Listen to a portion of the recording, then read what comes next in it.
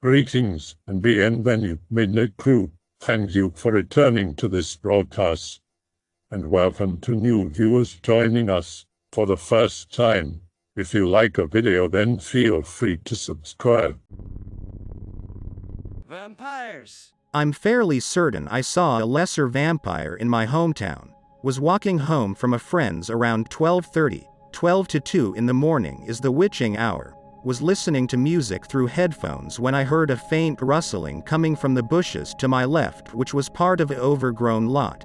I live in a rural town right on the coast. I thought it was a deer and kept walking slowly while I took out my phone to turn on the light. I walked about 13 feet past where I heard the noise coming from while turning on my light. This is when it got weird, because out of the bushes crawled a white humanoid creature that was walking on all fours like Gollum. It stopped in the middle of the street, and that's when I got a really good look at it. The thing was half my size, crouching down, which if it stood up it probably was my height or slightly taller. Good thing it didn't. It had gray wispy hair like the kind Gollum has on its head, but all over its body like. Keep in mind it had human hands and feet. It either didn't have a nose or a really small one, and I think its mouth was blending in with its pale white face.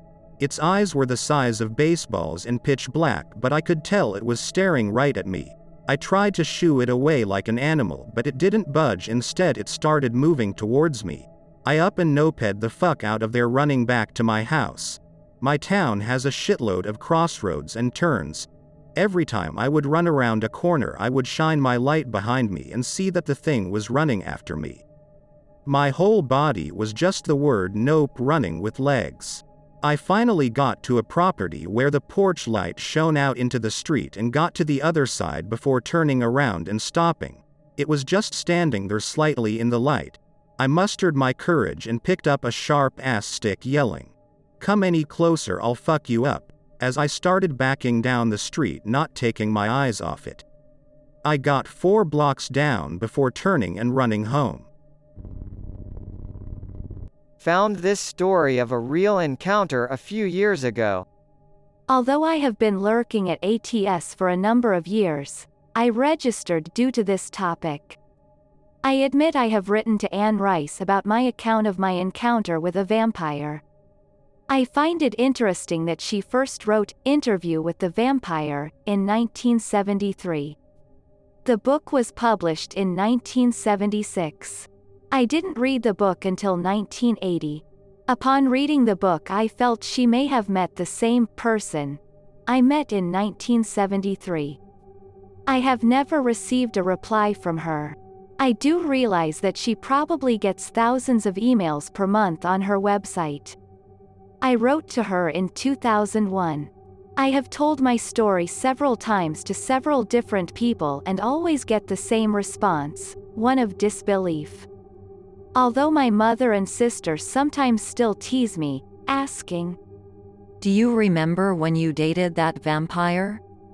I am now 51 years old. 34 years ago I was 17, and that summer I was working for the U.S. Forest Service as an intern through a government program called the Neighborhood Youth Corps. We planted trees and dug potential fire break lines in the forests of northern Idaho. A firefighting crew came into town mid-summer since it was a particularly dry summer and was on standby just in case they were needed. Among that crew was the most beautiful young man I had ever seen. He had long blonde hair, perfectly symmetrical features. He reminded me of a more refined version of Robert Plant of Led Zeppelin. He was tall and handsome and everything I ever thought I would give up my virginity to. I spent a lot of time just looking at him. He apparently noticed and began talking to me when the crew came into town from their forest stations. He asked me out and I was ecstatic. We met for dinner several times, always late, after 10 p.m. He never ate, urging me to order whatever I would like to have, and he would have a glass of wine.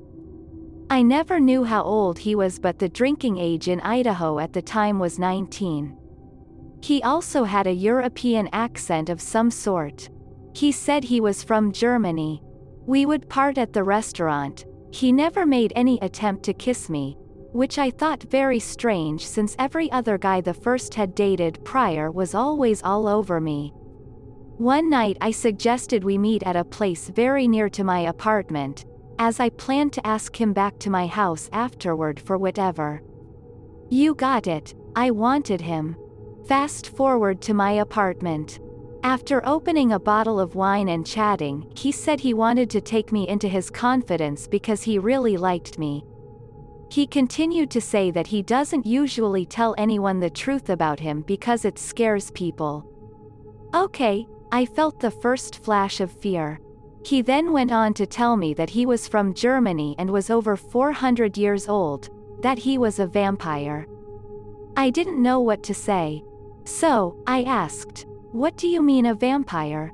He said he was from an aristocratic family and was chosen and attacked by a vampire in his family's estate. He was made a vampire by his attacker. By virtue of what he had become, he left with this other vampire and traveled all over the world. He came to hate him so much that he branched out on his own in France after many years. I asked him if he drank blood and killed people. He paused and said that yes, sometimes he chose to take a human life. Okay, at this point my fear was turning to terror. He was either a psychopath with a really interesting story or he was the real thing and I was about to die either way. I told him he was scaring me. He said he thought he probably would and that was not his intention. It was hard for him to make friends, and when he felt he could trust someone he would tell them the truth about himself since his lifestyle was not ordinary and needed the acceptance of what friends he had to maintain a friendship with them. He also told me that he knew I was expecting to have sex with him and that he would agree to that, but that sex was really no longer pleasurable to him, although he knew it was pleasurable to normals. Okay, by this time I was really freaking out and said, "I think you should leave." I remember he looked really sad. He said of course he would leave, but he wanted me to think about being friends with him. I said, "I don't think so, you need to leave." He got up slowly and picked up his jacket and reached inside his jacket pocket for a pen and paper. I was really shaking by this time and thought his every move was a ploy to his move to kill me. But he wrote his phone number at the camp on a piece of paper and said, "If you change your mind, call me," and then he left. When he walked out the door I was trembling so badly I could barely dial the phone. I called my mother to come get me to take me home that night. I told her I just ended a date with a really creepy, scary guy. I paced the floor until she got there listening for any sounds that might indicate that he was breaking into my apartment. I told my parents and they said I did the right thing by calling them. My dad said it's time for you to move out of that apartment and I did. I never called the guy and I never saw him again. His name was Manfred Kirschner. I have never forgotten him. I thought he was a psycho until I read an interview by Anne Rice. I have wondered for 28 years now if he is who Rice called Lestat. Believe me or not, there you have it. He shares the name and looks like Robert Plant. He looks like he'd waste a few years building an online vampire persona. Totally. I have a story, gonna tell it secondhand though, but tell it in first person anyway. Working in a convenience store, late. Just before closing, a man turns up. I feel a sense of dread. He comes to the counter and asks for some cigarettes. I put the cigs on the counter and he gives me $20. I give him the change and then he says he's changed his mind and wants his $20 back and doesn't want to buy smokes after all.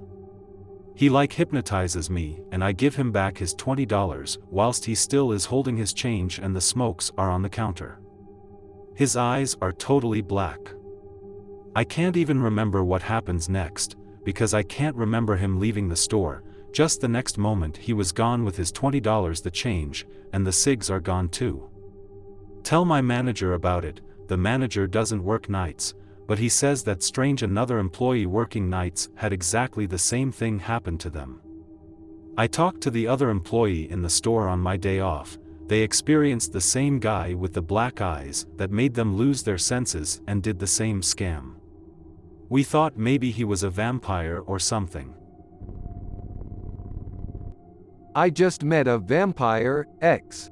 I was in this club and I seen this guy who was strangely attractive. I am not gay. Something was drawing about him. He was at the bar looking over the crowd ordering a drink, but it ended up being water. I kind of walked over beside him to order a pint. He looked at me and made quick eye contact. His eyes were piercing blue. He looked down at me then away, which was extremely uncomfortable. He looked at me again. So I said, there is a lot of beautiful women here, just to break the silence.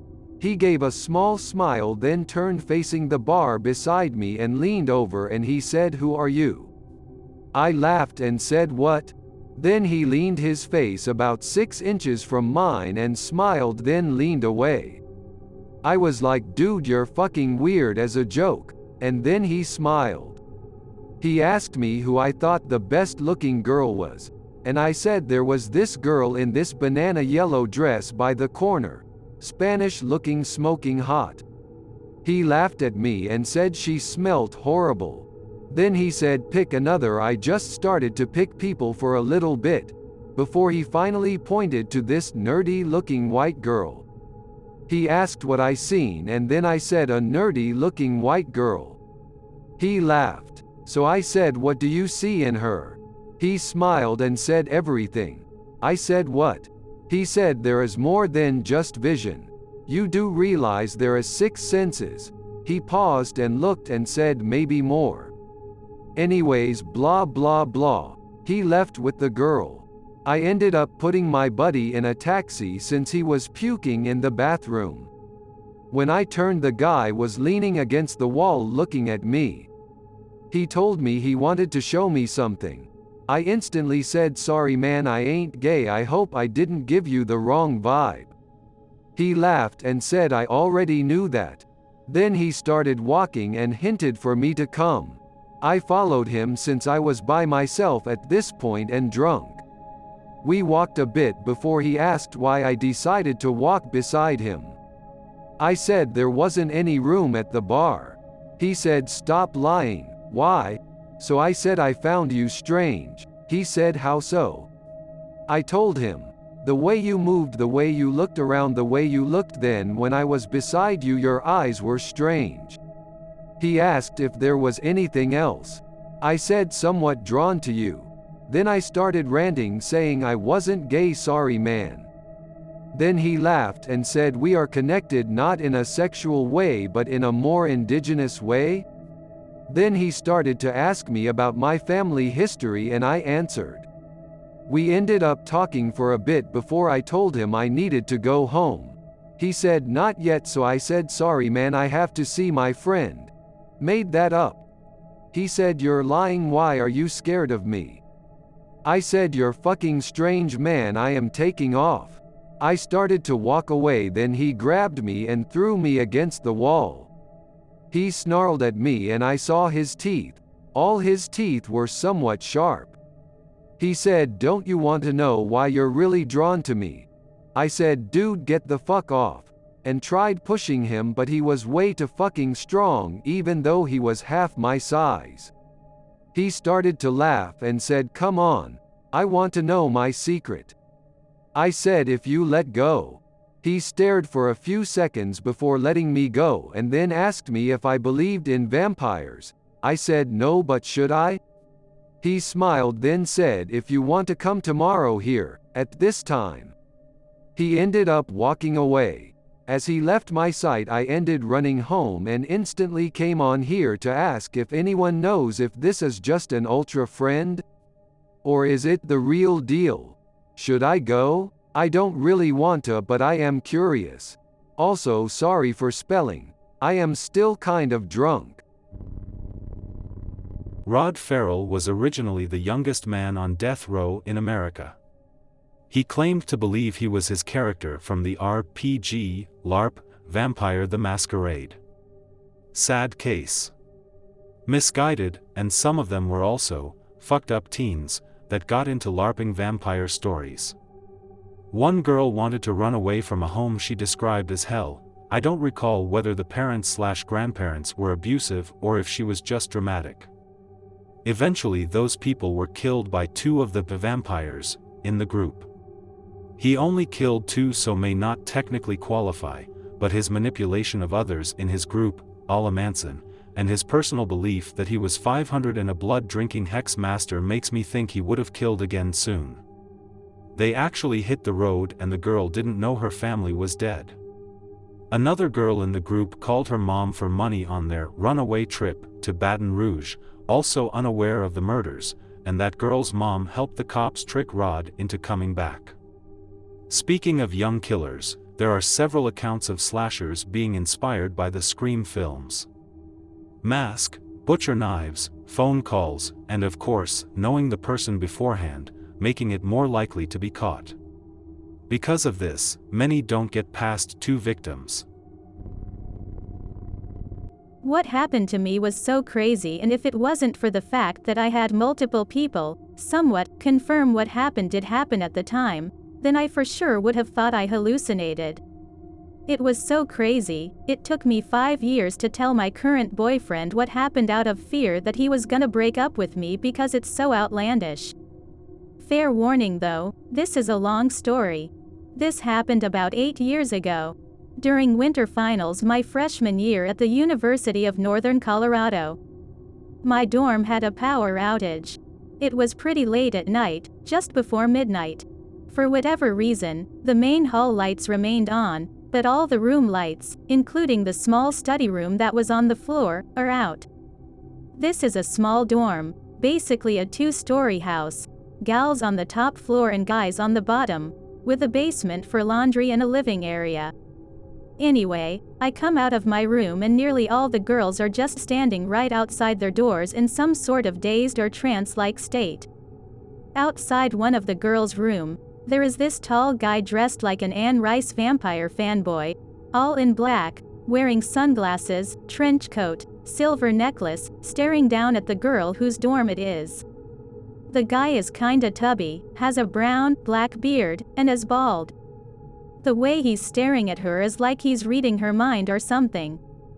Then I notice the second guy that's with him who's standing on the steps that are next to the girl who's having her mind read.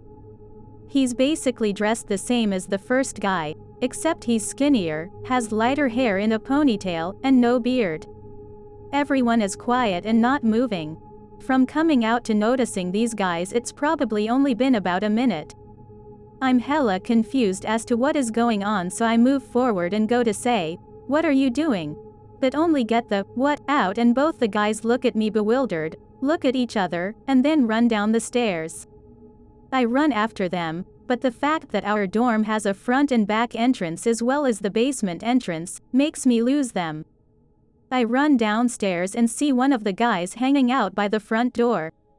He's kind of in a daze and it takes me calling his name a couple of times to get his attention. I asked him if he saw these 2 guys come by or if he saw them come into the building. He says he didn't see anyone run by, but he did let the 2 vamp fanboys in. I asked him why he did that because these guys definitely were not college-aged, and since we were a small and tight-knit dorm, not anyone that I or he recognized. He says that he just saw them standing right outside the door when he walked by to get to the kitchen and opened the door and said, "Hey, do you guys need it?" and just let them in. Obviously, I'm like, why the fuck would you let 2 strangers into our dorm in the middle of the night? And all he says is, "I don't know." I'm pretty freaked out that the guys could still be in the dorm, and run up to my room to grab a knife that I had and my access card. I then proceed to go through down to the basement and look through the living room, the laundry room, and the immediate area outside our dorm. When I don't find anyone, I go back inside, check the guy's bathroom, the kitchen, the girl's bathroom, and the study room. I still don't find anyone. All the girls that left their rooms are standing around looking confused and asking why they're in the halls. I ask them if they knew what just happened and they all say no. I go back downstairs to talk with the guy that let them in, and it's at this point that our RA and the RA from another dorm come in and say they saw there was a power outage in our dorm. There's a main dorm for this side of campus that monitors all the dorms and has a little map that shows the power to the dorms. I tell the guy who let them in to describe to the RAs what they looked like and how he let them in, and he turns to me and is like, What are you talking about? I've been studying in my room the entire night. I just left to get something from the fridge. So I plead with him to at least say he saw the guys and describe what they looked like on the off chance he's scared he'll get into trouble, and again he has no clue what I'm talking about. I get chills down my spine because all this crazy stuff went down and I was the only one unaffected and who remembered. I told the RAs that I saw two guys upstairs when the power went out, but they were going down the stairs by the time I came out of my room. I lied because there was no way they were going to believe me. They'd probably give me an MIP or something. Anyhow, I knocked on a couple of the guys' doors to see if their power went out and they all told me no. I don't know if the two guys did the weird mind trance thing on the guys first or if it was only the girls' floor that was affected. So I go back upstairs and talk to a few of the girls, and the only clear answer I get as to what happened was the lights went out and then the girls opened the doors and went out into the hallway. After that, none of them have a recollection of what happened. They didn't even see me run down the stairs. It's the weirdest thing that's ever happened to me and I have no explanation for it. I wasn't drinking, I actually never had tried alcohol at the time, and I certainly wasn't on drugs. I wasn't sleep deprived because I took a nap after one of my finals and had only one left. I have a million questions, and pretty much have never found any sort of answer. The only good thing to come out of this was now I carry self-defense weapons, items with me at all times, have self-defense weapons, items hidden all throughout my apartment, and overall have a greater sense of self and area awareness than ever before. TLDR.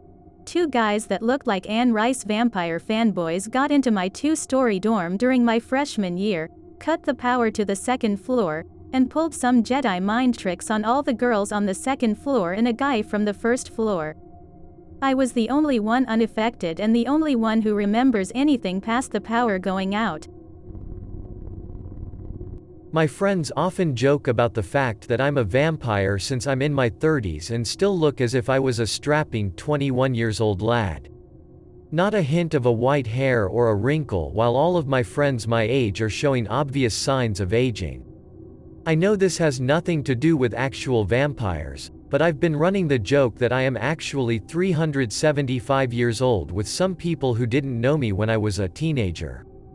Most of my good friends have known me since we were in elementary school, so they know I'm bluffing, but some girl actually seems to want to believe it, at least, and I've been having fun nourishing this fantasy a little bit.